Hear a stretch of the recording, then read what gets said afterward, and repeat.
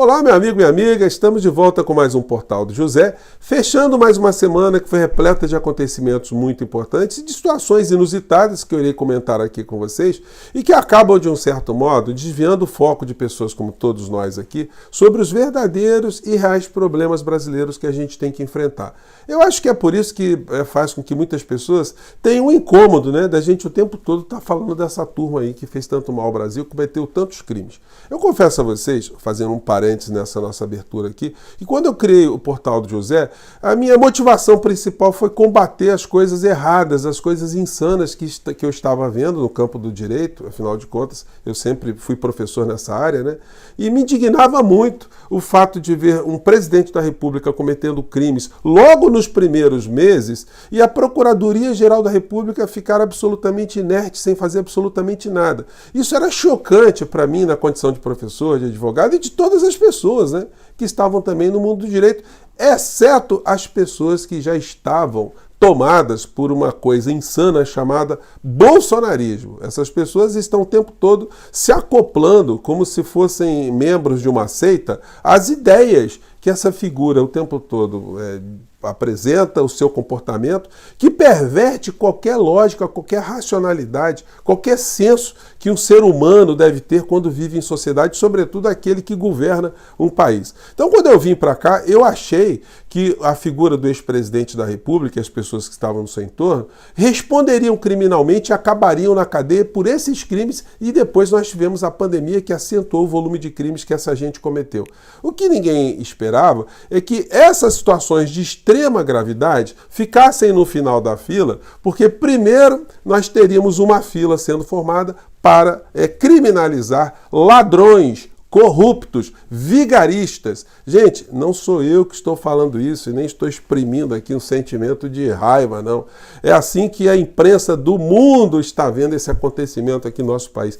Pesquise a figura do Bolsonaro em qualquer jornal, qualquer canal de internet espalhado pelo mundo, que vocês vão ver que a cobertura é de alguém, sobre alguém que cometeu corrupção, alguém que está calando, alguém que está tentando fugir, alguém que cometeu uma série de insanidades que se somam aos crimes que ele cometeu contra o nosso país. Bom, feita essa abertura um pouco mais longa, né? Antes de entrarmos aqui nos temas específicos, eu quero tocar aqui algumas questões jurídicas, mas são facilmente compreensíveis, não precisa ser advogado, nem estudante de direito, são situações que o povo precisava entender. Mas antes de entrar nessas análises, eu quero convidar você que está chegando agora no nosso portal e não nos conhecia, para que você se inscreva aqui conosco. Você que é muito bem-vindo, é aquele protocolo fundamental, né? Dê seu joinha, compartilhe os nossos vídeos, mande seu comentário para cá, se inscreva no nosso clube de membros se você puder e participe do nosso chat, tá bom? Então vamos seguir em frente. Gente, é muito chocante para quem é do direito ver o comportamento do senhor Augusto Aras e da senhora Lindora Araújo. Eles funcionaram ali como advogados de defesa de Bolsonaro. E nós todos que estamos nesse embate político, embate das ideias, a gente começou a ter esse transtorno, né? Porque a gente não estava só combatendo o modelo econômico, as injustiças sociais aqui no nosso país, a perversão das instituições contra o povo brasileiro, do Congresso Nacional, de políticos de direita, políticos conservadores e também de políticos inescrupulosos, né? Que fingem que são religiosos, mas na verdade eles montaram estruturas políticas para arrecadar dinheiro e interferir também no processo político aqui no nosso país. Enfim, nós passamos de um tempo para cá a ter esse tipo de obstáculo também ao debate das ideias no nosso país. E são pessoas que sugaram, né, o debate para baixo, para uma espécie de lodaçal. Então, hoje é impossível a gente apenas lidar com debates no campo da racionalidade, no campo das pautas que os meios de comunicação apresentam, porque a gente tem esse entulho que está, inclusive, representado dentro do Congresso Nacional. É uma gente sem escrúpulos, são delinquentes que não têm propostas para absolutamente nada e o único papel dessa gente é fazer uma sabotagem à República Brasileira, porque eles queriam que aqui tivéssemos uma ditadura comandada por um ladrão de joias, como a gente está vendo aqui. Então, gente, eu comentei com vocês mais cedo que até dezembro a Delegacia de Polícia Federal, que está fazendo a apuração ou a confirmação dos crimes de Bolsonaro, apresentará um relatório para o novo Procurador-Geral da República. E aí a gente vai ver a verdade se processar aqui no nosso país e finalmente a justiça caminhando um pouco mais rápida, né, em relação a isso, sem prejuízo dos outros crimes todos. Bom, Eu queria abrir aqui um parênteses aqui depois dessa abertura, vou voltar ao assunto. Há uma pesquisa que saiu do Datafolha agora, tá? Pesquisa aqui nessa sexta-feira. A Datafolha aqui que faz uma avaliação do governo Lula na cidade de São Paulo. Gente, a última pesquisa foi em junho. O Lula saltou de 37% de aprovação para 45% de aprovação. Isso não é pouca coisa. Mas isso também deve ser entendido pela equipe de comunicação de Lula como uma situação que não deve causar um acomodamento. Porque o embate a essa gente toda que nós fazemos aqui no nosso portal, essas ideias, esse conjunto de criminosos, ele precisa também do envolvimento mais direto do presidente da República, que não é apenas um líder eleitoral, ou não deve ser apenas um líder eleitoral. Tem que ser um líder político, sim, para chamar o debate, para apresentar ideias, para explicar situações, para explicar contradições e dificuldades. Então, um resultado muito positivo, mas esse resultado positivo ele tem que ser sempre analisado de um modo crítico, um modo otimista, mas um modo muito crítico também. Eu não podia deixar de fazer esse comentário porque isso vai desdobrar ainda em muitas matérias, né? Bom, e aí, gente, o combate que a gente faz a essas pessoas todas, a esses grupos, é uma obrigação que nós temos, porque muitas dessas falas desses grupos, eles vão sempre no campo de contestar as instituições, a democracia, a liberdade republicana, a liberdade cidadã, enfim, eles acham que a liberdade é a possibilidade de fazer tudo sem nenhum tipo de limite da lei. Enfim. E aí, uma das questões que eu queria comentar com vocês, mas eu não fiz antes, porque estava me faltando algumas informações, é o fato que aconteceu lá com o Fausto Silva, né? O Faustão, ou seja, o transplante de coração. É impressionante como é que as pessoas são irresponsáveis. Na medida que surgiu o fato, muita gente começou a disseminar uma série de informações, entre aspas, de uma forma absolutamente irresponsável. Como se o Fausto Silva tivesse comprado o coração porque é rico. Enfim, esse tipo de desinformação acaba causando uma inibição das pessoas que, de boa fé, querem ser doadoras de órgãos, porque quem é que vai doar órgãos se o negócio não é sério, se o negócio é uma patifaria? Então esse tipo de comportamento dessas pessoas é irresponsável e ataca princípios de convivência social de uma maneira muito intensa, né? Então eu quero compartilhar hoje com vocês o final do Jornal Nacional de ontem, porque a Renata Vasconcelos deu uma chorada, o Bonner ficou engasgado também, mas não é só por isso que eu quero mostrar esse trecho para vocês, é porque eu quero mostrar aqui o doador, que acabou sendo, de um certo modo, esquecido, né?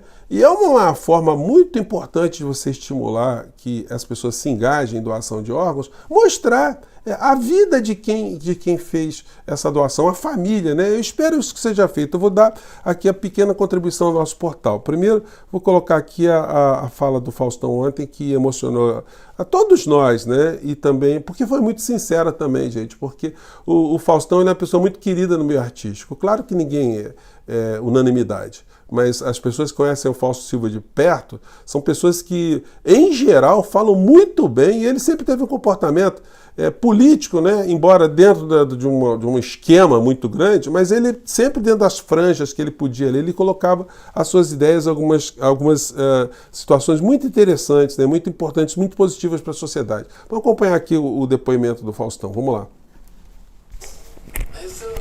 Fazendo mandingas, torcendo pela minha recuperação. Tô com a voz ainda assim, que eu fui entubado, mas está recuperando. Já estou andando. Terceiro dia depois que eu fui operado. Não sinto nada, nenhuma dor. Estou completamente recuperado.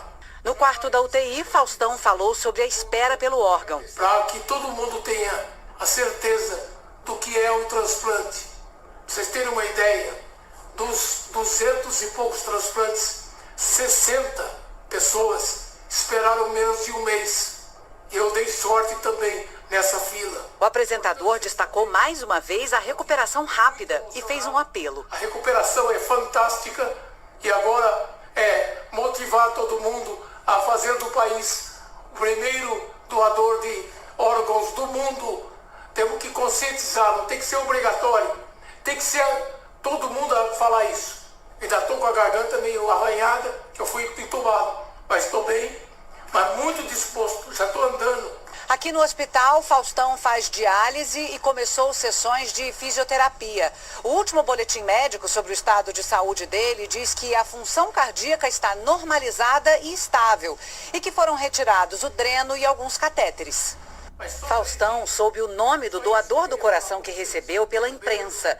O apresentador se dirigiu emocionado à família dele. Eu volto a me comunicar com vocês que fizeram uma corrente, uma comoção absurda.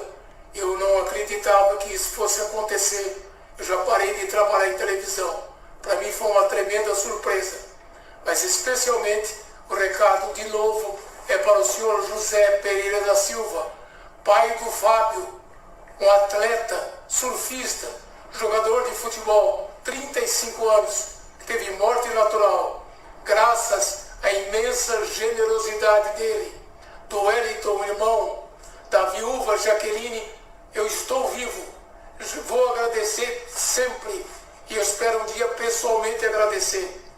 É de uma generosidade que me emociona, me motiva. A única coisa que eu prometo é honrar a memória do seu filho, fazendo só coisas boas. Esse recado é especificamente para José Pereira da Silva, galera da Baixada, o Wellington e a Wellison e a Jaqueline. Jamais esquecerei de vocês e vou um dia agradecer pessoalmente. Deus lhe pague por tudo que vocês proporcionaram para mim. Estou eternamente grato. Saúde, Faustão. Saúde. O Jornal da Globo é depois de The Good Doctor. Então, gente, Boa noite e até amanhã. eles ficaram muito emocionados, porque não é pouca coisa, né? E hoje eu fui dar uma pesquisada. O Fábio Cordeiro da Silva é esse rapaz aqui, tá? Deixa eu mostrar a foto para vocês aqui. Esse é o doador, aquele que doou o coração. E, enfim, que era um trabalhador, né? Do dia que ele perdeu a vida, ele estava como azulejista, né? E teve um AVC, foi encontrado ali, foi levado para o hospital, infelizmente não resistiu.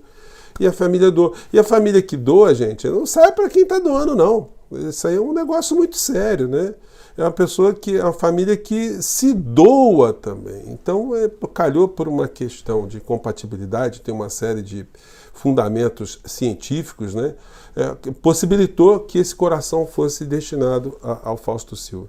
Então, que ele tenha vida longa, que todas as pessoas, né, depois desse episódio, também tenham uma compreensão, né, de como é bonito, como é bacana, como é gratificante você poder ser útil até no momento de dor, no momento de uma perda, né? Esse é o sentimento que a gente deveria ter mais compartilhado no nosso país e não essa coisa tão ruim que a gente enfrentou, está enfrentando e enfrentaremos durante um bom tempo aqui no nosso país. Graças ao bom Deus, temos aqui esse nosso espaço. Graças à tecnologia, é possível a gente estar congregando tantas pessoas e estar lutando, né, contra essa coisa toda, né? Gente, eu fico por aqui mais uma vez. Um grande abraço. Filas estão andando. Comentarei coisas interessantes no nosso próximo encontro, tá bom? Tchau!